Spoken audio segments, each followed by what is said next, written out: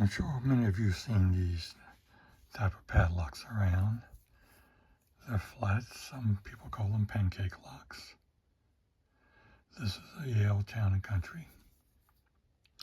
And these are lever type locks. They're usually one or two levers, maybe three levers in there with some warding to make picking them more difficult. But they're not a difficult pick at all. And I'll show you that. But there are some that are extremely difficult, and I'll show you a couple of those too.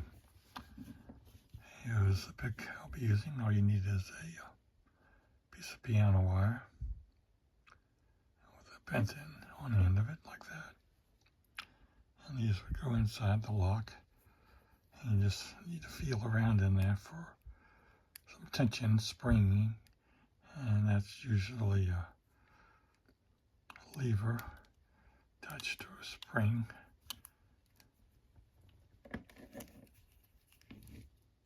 You can pop it open like that. And here's another one. This one's a Sergeant. That's a key. You can see where it has warding. Possibly 2 or 3 levers in there. Can you use the same wire? Go in there, usually in the far back. See if you can catch it. There we go.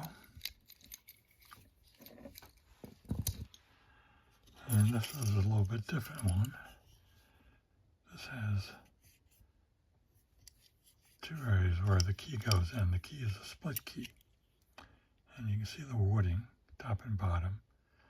So this has to go in, and usually it turns levers on the top up here and on the bottom down here, or here and here, depending upon the insides of the lock. But sometimes you can bypass that with a wire if you know where to find the sweet spot.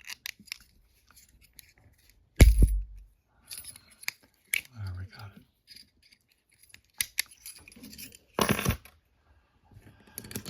And we'll have a little bit different ones here. This is a bulldog, but not like the 5-lever bulldog I picked a little earlier. But this is also a lever. You just have to find the spring. Sometimes it's in the front. There, it's in the front of this one. Sometimes it's in the back.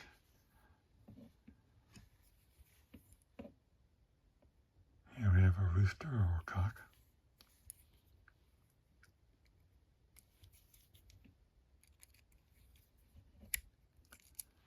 That's simple. And one more little tiny one. This is a miller.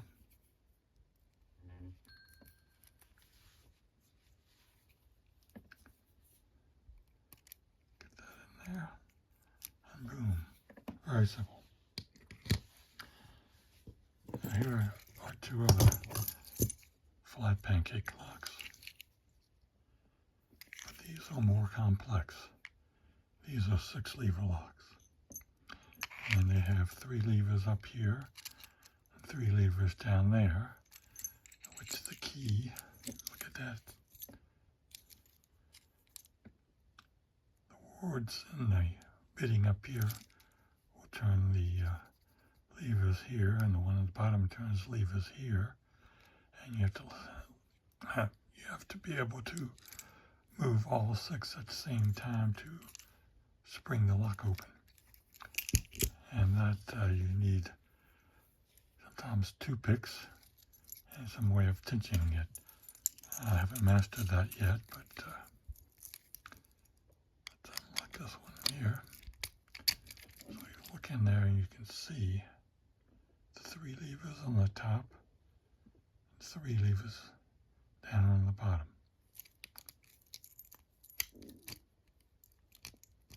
see how the key moves all 6 of them at the same time to release the shackle. So these are more difficult than these. Well, I hope you enjoy that, and thanks for watching.